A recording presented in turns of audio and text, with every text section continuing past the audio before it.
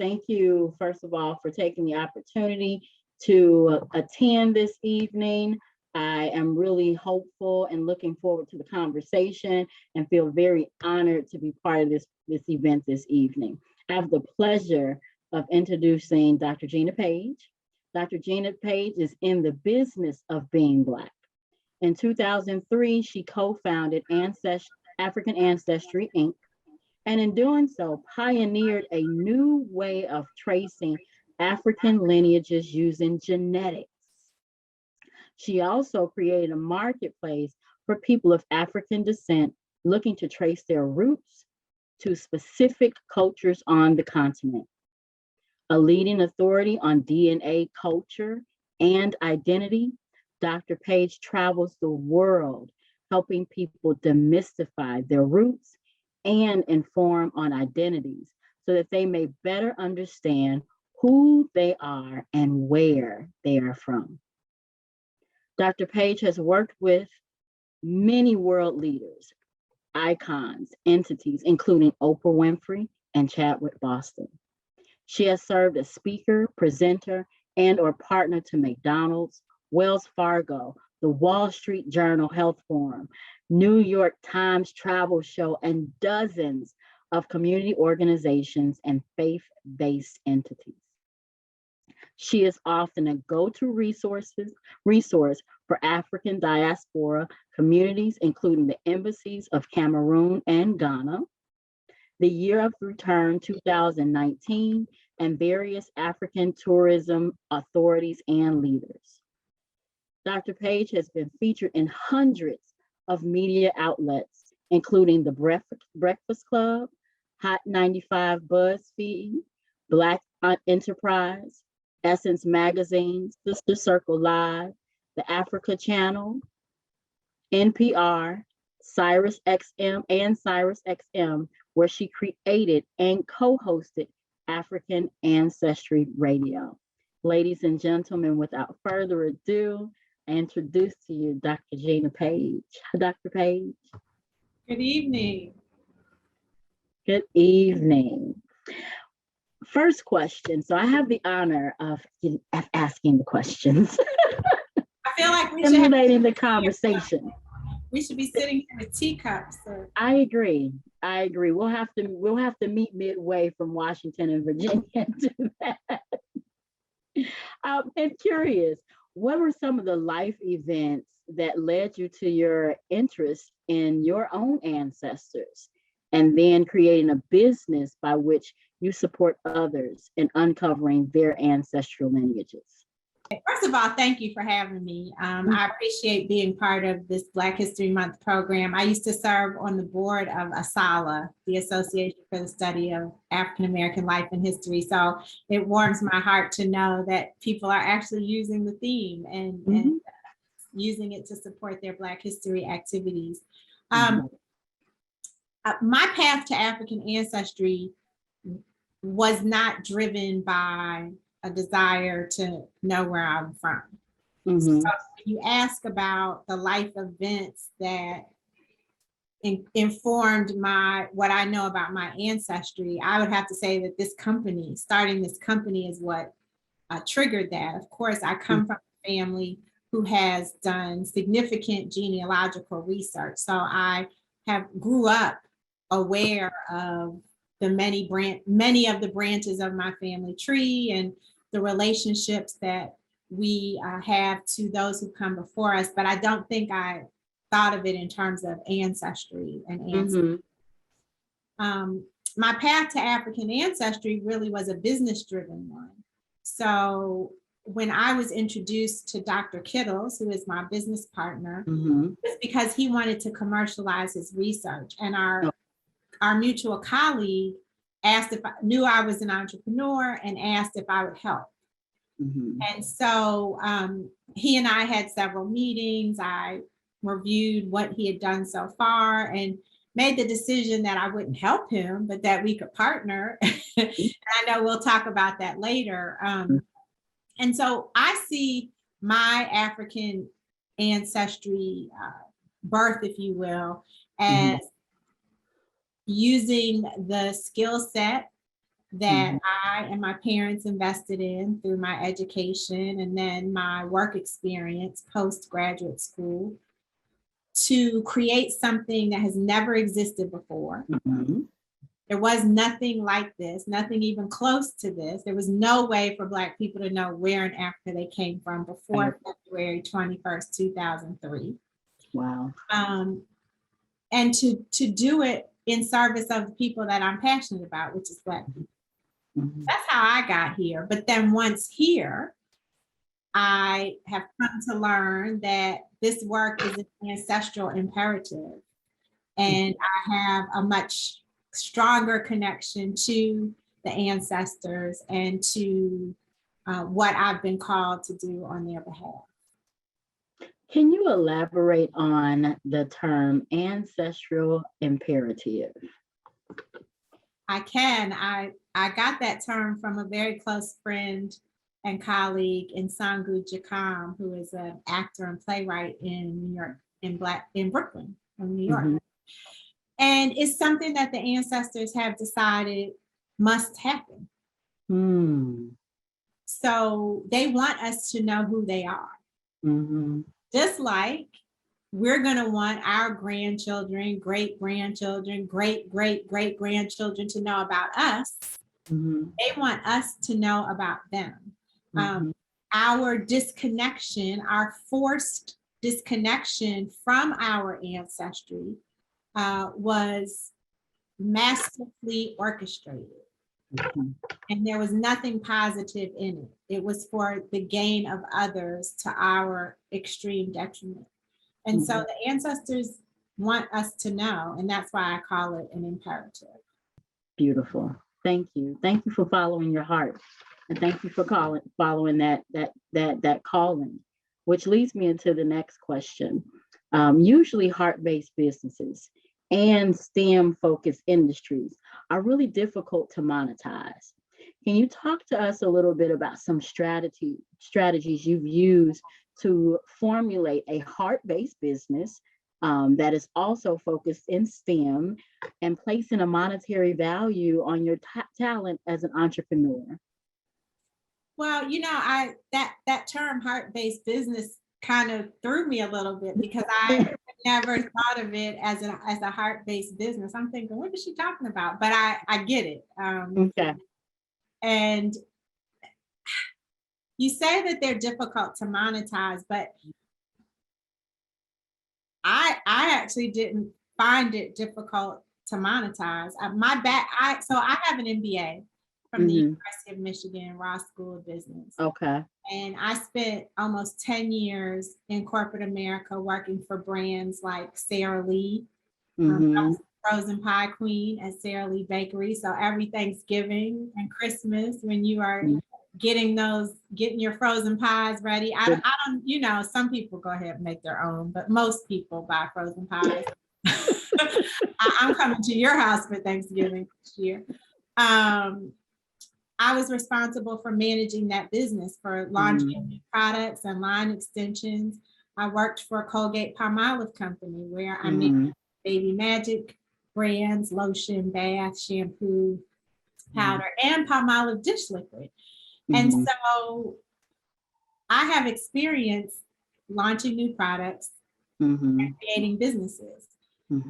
And so I didn't see this as any different. Like I didn't say, oh, this is a heart-based business, so I need to approach it differently, or this is a STEM business, I need to approach it differently. My strategy was, there was a demand, the Econ 101, there was a demand, and when there's a demand, the marketplace creates a supply to meet it. And that's how businesses are formed. And so that's what we did. In terms of monetizing it, we didn't, this was 19 years ago. We just celebrated the 19th anniversary on Monday. Congratulations. Thank you. February 21st. And so there were no pitch competitions. There weren't, you know, there was no Shark Tank. There wasn't any of the stuff now that can help start a business, right? So we knew strategically that we had to price our product such that every product paid for itself. Gotcha. Mhm. And so that's how we were able to monetize it. And luckily, there were other DNA testing companies. There were 2 other companies in the marketplace. So they had already kind of set the bar for what the pricing could be. Mhm. We were able to deliver within that price constraint. Mhm. And then in terms of growing the business, which I guess would be further monetizing it, we took a grassroots approach because we didn't take outside investors. African Ancestry has always been owned by the same 3 people, Dr. Kittle, Wow. myself, and my mother. Beautiful. We self-funded it. And so we took a grassroots approach because we didn't have millions of dollars to spend on national TV ads. So, Mhm. and this was unfamiliar to the community. So we needed to educate the community about what we were doing. And so that was how we grew the company, through education Mhm. and grassroots promotional efforts. And then the one thing we did invest in was PR, public relations. Okay. Okay. So I hope you don't mind, but I have to pivot Okay. just a little bit because you mentioned being in business with your mom.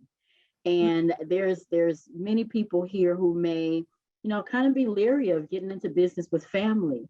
Can you talk to us about that relationship as mother, daughter, and now co-business owners?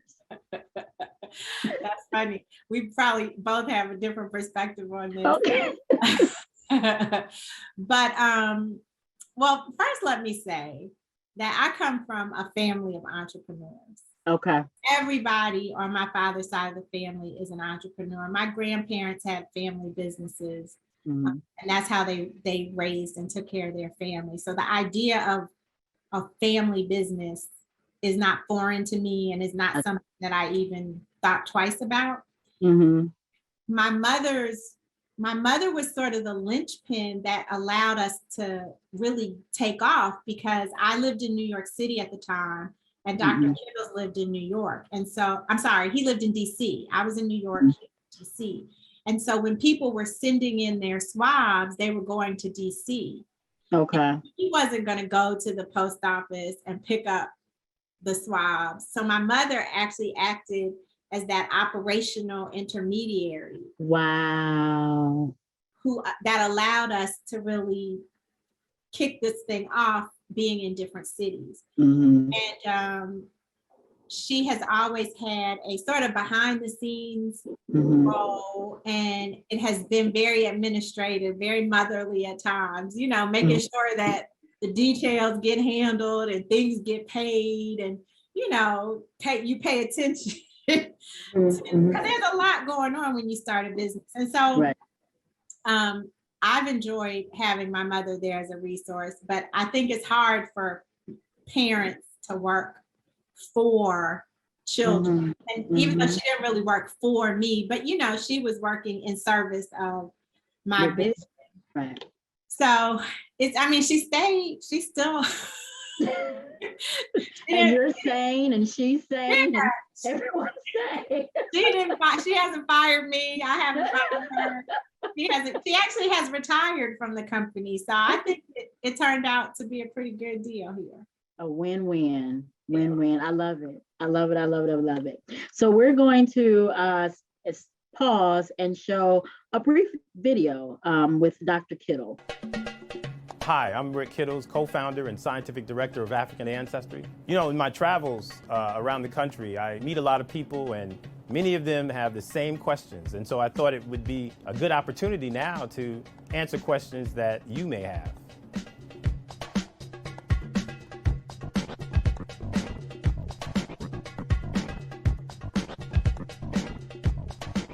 A lot of people ask me, why did I start this company? And the main reason is because I wanted to know more about my African ancestry. As a graduate student learning genetic tools and techniques, I felt that I was able to then answer the question for myself. I started amassing data on different African lineages from Africa and using DNA and genetic techniques to try to understand where I was placed in that context of Africa. And so after I was successful in doing that, a lot more people wanted that information. And so I felt that it was important to provide a service to the African American community. I met my business partner, Gina Paige, who had a very similar ideology and sensitivities that I shared. And we decided to launch the company 10 years ago in 2003. And it's been a fantastic ride. We met a lot of different people from all over the country, actually all over the world. And many of them had their own stories, their own knowledge of their family history. And we helped them with the genetic component, tracing that DNA lineage that they inherited. So this is quite an exciting time for us.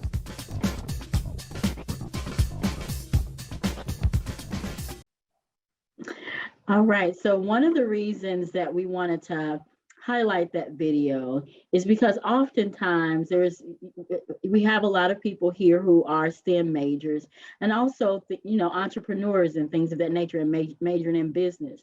And so we really wanted to kind of pivot and kind of talk about the importance of developing partnerships as an entrepreneur.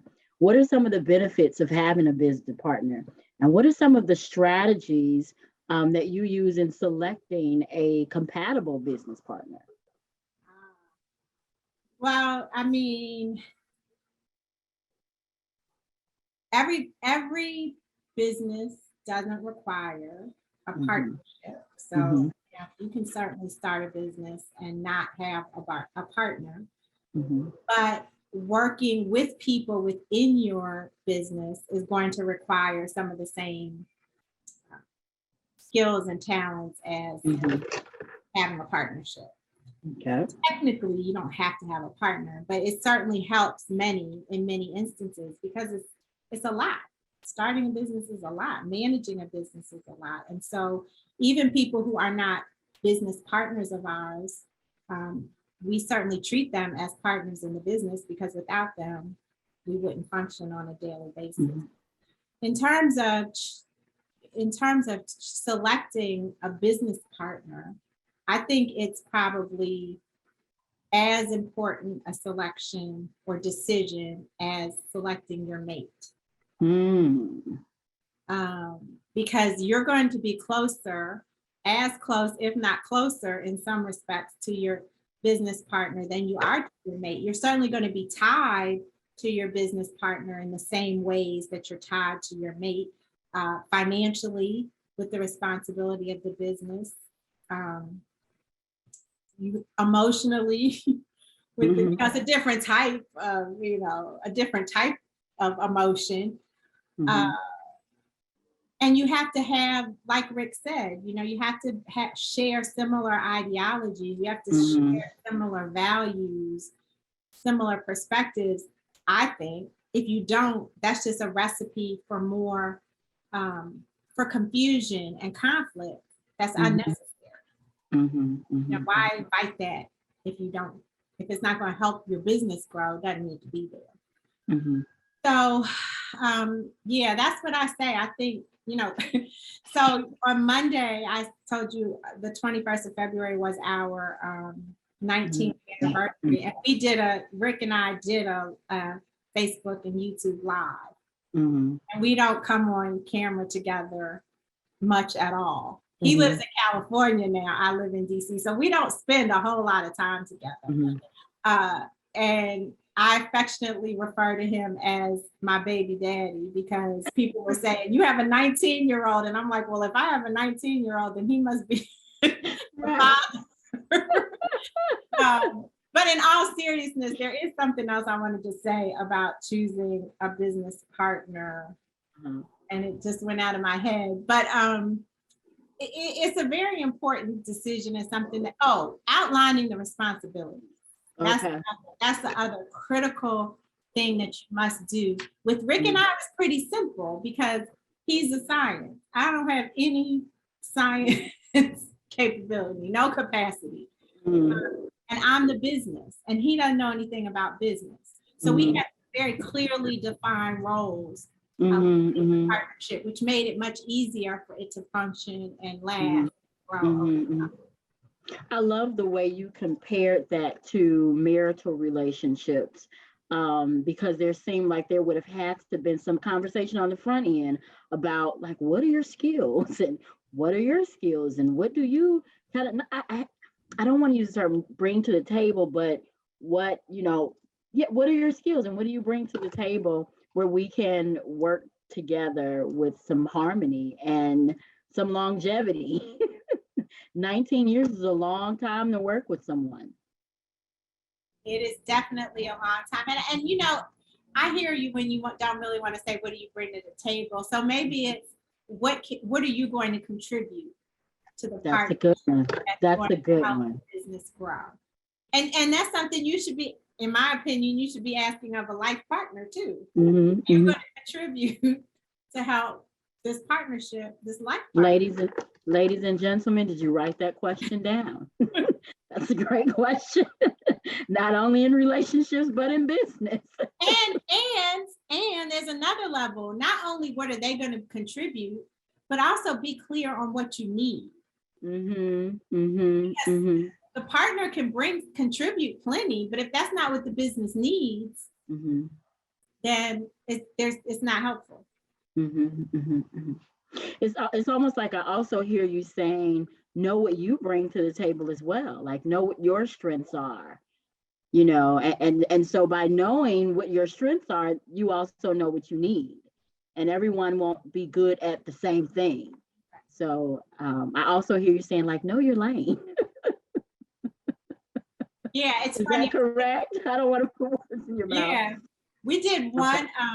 One of our first national interview together was on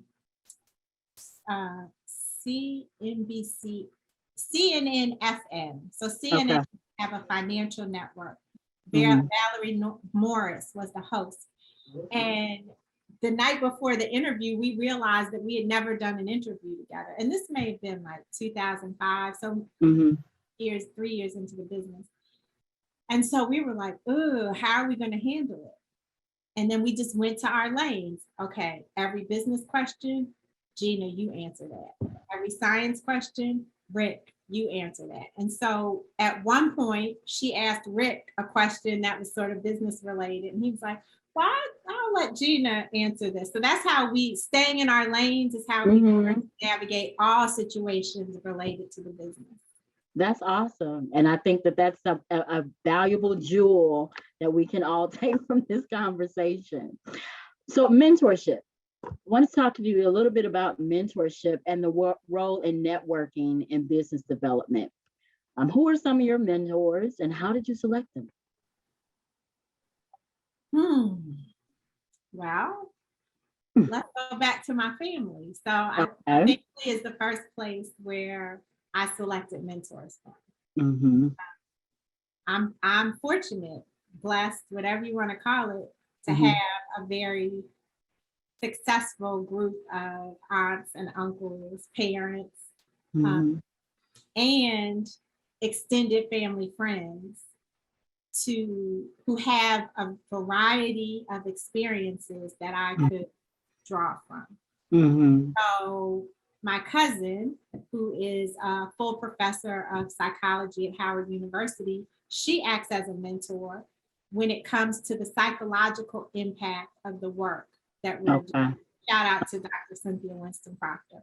I have an aunt on my father's side of the family who has spent her career in finance, in helping to fund new businesses. So she is a mentor when it comes to how we manage our business development. So I went to family first, and then through networking and making sure that I was in rooms that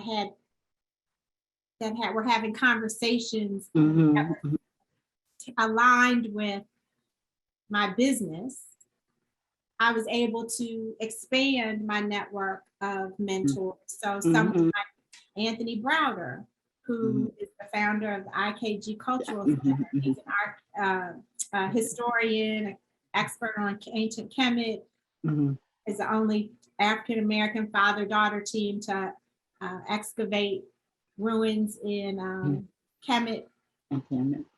He's now a mentor. Wow. Which has helped significantly with my broader understanding of this continuum that we participate in as African ancestry and as people of African descent. Mhm. So it really, because we are grassroots about how we built the business. Rick and I have, as he said, traveled the world. And so we've been in lots of rooms where we've been presenting on African ancestry and sitting on panels with other people. And so that's been very important. The other way that this isn't necessarily mentorship, but I do think that networking is extremely important. And I know that the main audience for this is college students. I still have friends from college, and I graduated from college. I can't do the math, but in 1988. Mm-hmm. I even have friends from high school who work with us as vendors, suppliers, contractors.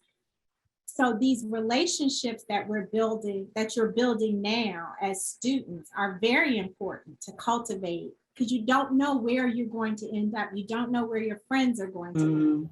And then I went to business school, as I said, and so many of my business school friends were colleagues, have been instrumental at different times in my African ancestry experience. So I have a network of people from childhood through today as an entrepreneur.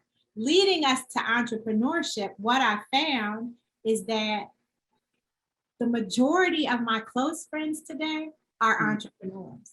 Wow. And I don't know how that happened. Maybe one day I'll sit down and try and chart it out. But being in what's that term? Being in community with people that are doing what you do or doing what you want to do is one of the best ways to support yourself. You and I were talking about self-care earlier, offline. That's one of the best ways you can support yourself, because they're going through the same stuff you're going through as an entrepreneur. They're having the same challenges. Their successes give you hope for how you're going to succeed, and vice versa. So I've used family, an extended network of people that I didn't know, and then an extended network of friends to help support my entrepreneurial journey. So what would you say to those who are online who are saying, oh, wow, I don't have friends who are business minded. I don't have friends who are STEM minded. What would be your advice to them? So there are plenty of organizations Thank you. that are STEM focused, and that are this Black History Month, so that are focused on Black people in STEM. So find organizations and join them. That's great advice. That's how you can find your friends, your colleagues in STEM. And then in terms of business, find somebody who you admire, research them, learn as much as you can about them, put yourself in environments where you may have access to them. So you can create relationships. You have to do some work. It's not just like, I had these friendships, but that's not a given. You still have to nurture them, and I've made new friends over time. So you just have to put the work in. Nothing's going to come to you. You put in the work, and there are plenty of resources out. I'm sure Tidewater Community College can provide access to organizations. So you have the resources. You just have to use them. For sharing that. I think sometimes we underestimate the power of tapping into to already existing organizations to expand our network and with each other. Can I mention one too? Yes. Nicole Taylor is part of our team, and she's in the chat. So shout out to Nicole. But there is a Facebook group called Traffic, Sales, and Profit. And that is a group of all Black entrepreneurs. And it's a Facebook group that you can join. And if you follow that group, just that alone is going to expose you to so many different types of Black-owned businesses, so many types of Black entrepreneurs, and they have annual and quarterly conferences. They have online training. So there's another resource for you. That's awesome. So it's traffic, sales, and profits. Mm-hmm. Okay. All right. One last question before we get to, there's questions pouring into the chat. So I want to make sure that we honor the students' questions as well. What makes your work with African Ancestry unique from other ancestry platforms? AfricanAncestry.com is the pioneer. So that means we're the first. That means everything that comes after us is impacted by what we've created. We are the pioneer of genetic ancestry tracing for Black people around the world. There was no company focused on Black people before February 2003. Our mission is different than other companies. Our mission is to help Black people transform the way we view ourselves and the way we view Africa. So we are here to reconnect the diaspora. We've chosen DNA testing as the way to do that. No other company has that as their mission. We have the largest database of African lineages in the world. So in a nutshell, the way any DNA testing service works is for Ancestry. They take some portion of your DNA, analyze it, unlock the code, and then compare your code to the same codes from people all over the world. Wow. And when you find somebody in the world with the same code, those two people have something in common. In our case, they share a common ancestry. Well, in order to get the best chance of a match, you want your code to be compared to as many codes as possible, right? You don't want people comparing you to 100 codes. Would you rather be compared to 100 codes or 100,000 codes? You get the most. So we have over 30,000 DNA codes in our database from almost 40 countries and over 400 ethnic groups. Wow. The largest in the world. So the other companies will compare you to 3,000 people tops. We're going to compare you to over 33,000. 30,000. So it's 11 times more people. Wow. And then the other way we're different and better is that we will tell you the present day African country and ethnic group or tribe that you share ancestry with. So like Chadwick Boseman, he shares ancestry maternally with the Limba people living in Sierra Leone today. Oprah shares ancestry with the Pele people living in Liberia today. I share maternal genetic ancestry with the Fulani people living in Nigeria today. Other companies are just going to say you're some percentage African, some percentage. Right. They're not going to tell you the country, and they're not going to tell you the tribe. And so how then can you explore the cultural practices, the values, the rituals, the traditions, the spiritual beliefs that are part of your ancestry, knowing a region? You can't. And then the final, well, another thing is we have an all Black staff, all Black scientists, many of our vendors, suppliers, and contractors as possible are Black-owned companies. So we're recycling the Black dollar. Awesome. And finally, we're the only company that does not sell or share your personal or genetic information. Our lab destroys all of the DNA. So we handle your genetic material with respect and integrity. And I can't say that about all the other companies. That was amazing. Thank you.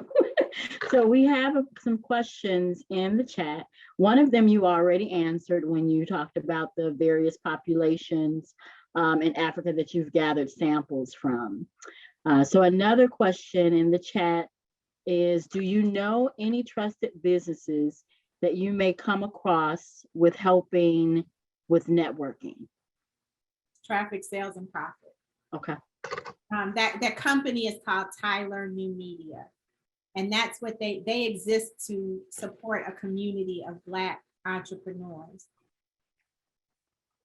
Okay, got that. And I think we already answered this one as well. Someone wanted to know, how does African Ancestry compare to other platforms such as 23andMe or Ancestry? And I think you nailed that one, Dr. Paige. I would say, let me add something to that one though. Sure. So, different companies offer testing for different objectives. Mm-hmm. So if you want to know your health traits, Mm-hmm. Mm. there's a company that will tell you that. If you want to find a fifth or sixth cousin, then there's an ancestry company for that. Mm-hmm. If you want to know how much of different ancestries make up who you are, there's a company that can tell you that. If you want to know where specifically in Africa you come from, then we're the only company that can tell you. Gotcha. Beautiful. There's great value, and I echo that. When I know that my maternal side of the family is Congo, and when I studied Congo people, because of course when you're curious, what I found out is they were known for cultivating land that was barren. And so I started to think about like what my family does and historically has done, and how so many people who were, I say kidnapped, and during the transatlantic slave trade were Congo people. And why would you want Congo people? You would want people that knew how to cultivate barren land. So there's that intention on who was taken, in volumes. Listen, slavery was a business. I know you didn't answer the question, but we're talking about business and entrepreneurship. Yes, ma'am. Slavery was a business. Mm-hmm. And that meant that they needed skilled labor to work these plantations. So in your case, they got people from the Congo who knew how to farm barren land. They got people from Sierra Leone to work the rice plantations in South Carolina and Georgia. It wasn't random. Right. It was very calculated. It was very masterful, and it was extremely detrimental to ourselves, our African selves. And we're still experiencing the effects of that today, which is why everybody needs to know where they're from, because it's an act of resistance. We weren't supposed to know where we're from. We weren't supposed to go back to Ghana. We weren't supposed to go back to Sierra Leone and get citizenship.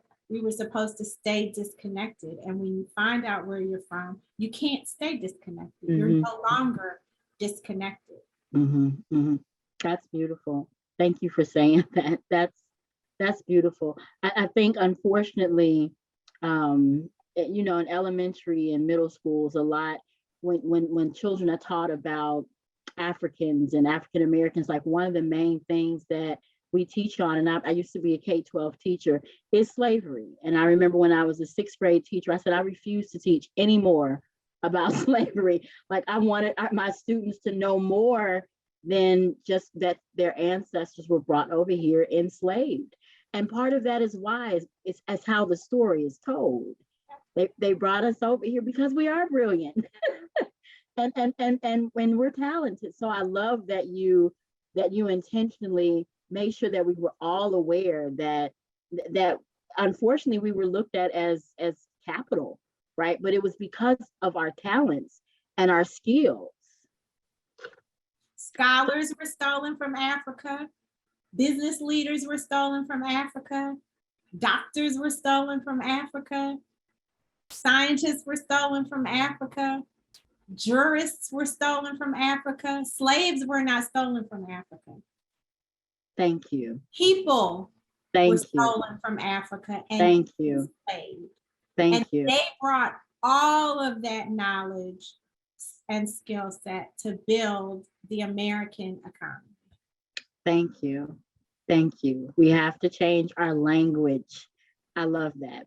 So we have another question. How can Southern Europeans with African DNA trace ancestry learn more about that part of their ancestry? This person says he is 48% South Italian, Sicily.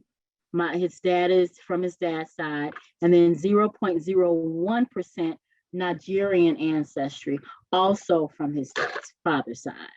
So 0.01% is a rounding error. I don't mean to be 0.01%. 0.01%. You're not going to find that. That would be like, first of all, I think it's a rounding error. But you can talk to statisticians about that. But you're not good. That's like looking for a needle in a haystack. Unfortunately, just it's too little of an amount. That ancestry is so far back. And then which one of your thousands of ancestors would you trace to find it? You know. So I think that would be an insurmountable challenge. Gotcha. Thank you. Another question. Does your company pull from one DNA line, paternal, maternal, or both? AfricanAncestry.com has two tests. One test is called the Matriclan test, which traces a maternal lineage. So that's mother to mother to mother to mother on back. Both men and women can take that test. We all have that same DNA from our mothers that never changes. We also have another test called the Patriclan test, and that traces paternal ancestry. That is father to father to father to father, and that requires a male to take the test because it uses the Y chromosome, and only males have Y chromosome. So we offer two tests, one that can be taken by anybody, and then one that can be taken by a male. That's good to know. That's good to know. Any further questions from our audience? What is a rounding error? What is a rounding error? So a rounding error is a result, a mathematical result that is so small that it's not informative. So for example, you could say something is 95%, you could round it up to 100. Or 93%, you could round it up to 95 or round it down to 90. That little bit of difference between is the rounding. And when there's only 0.01% of something, that's so small that it generally is just an error that occurs during a calculation. Thank you for the clarity around that. Oh, no. Well, there was no follow-up question, so I think, thank you for the clarity around that. So from my understanding, if there's no further questions, and I'm just monitoring the chat as well, from my understanding, you have a special something for Tidewater Community College faculty, staff, and students. We do. So anyone who wants to take advantage, anyone in the Tidewater Community College community that wants to take advantage of tracing a lineage with us, we're offering a special discount code, which is TCC for Tidewater Community College. It's a 10% discount on any test kit. And one of the things I want to point out, we didn't get into the nuts and bolts of the test kit, but one test traces a lineage or a branch of the tree. So when I wanted to learn about my maternal ancestry, I could have taken the test, or my mother could have taken it, or her sister or brother could have taken it, or my grandmother could have taken it. Any of us could have taken it. Only one person needs to take it, and everyone shares the results. Does that make sense? Yes, absolutely. So if you're siblings and you have the same mother, father, and hey, let's take this test together, or one of us take the test, you'll still get the results. Right. So everybody can go in on the test, and then one person takes it. It could be the youngest person in the family. It could be the oldest person in the family. It could be whoever. And you all will share that result. There's no need for each family member on a branch of the tree to take the same test. So when you think about it like that, when you Mhm. take a test, it's a gift for Right. the entire Our family, family. honoring the past generations, and then the future generations come into the world already knowing where they're Knowing. Yeah. So Yeah. there is no learning curve. There Beautiful. is no changing of the perspective or the psyche because they come in prepared. They come in grounded and rooted. Mm-hmm. That's beautiful. That's absolutely beautiful. Are there any further questions for Dr. Paige? I want to thank you, not only for the information, but I want to thank you for being so thorough, right? And being so personable and very candid with us this evening. I wish African Ancestry, and I wish you all the, we have a question. All right. What advice would you give for a sibling who may have different parents, mother and father? Okay, so your maternal results will be the same for all the siblings that you share your mother with. Mhm. And then your paternal results will be the same for any siblings that you share your father with. So if a family, if you don't share the same the same mother and father, then both results won't apply to everybody. But they'll apply to whoever has the same mother, and they'll apply to whoever has the same father. Especially if you're adopted, sometimes that comes up. People are adopted and they ask, well, how can I get information? I don't know my parents. You don't have to know your parents. You don't need names. We're not asking for names, birth dates, anything like that. You have their DNA. And so as you can always take a maternal test and find out more about your maternal line, those ancestors, even though you may not know everyone's name.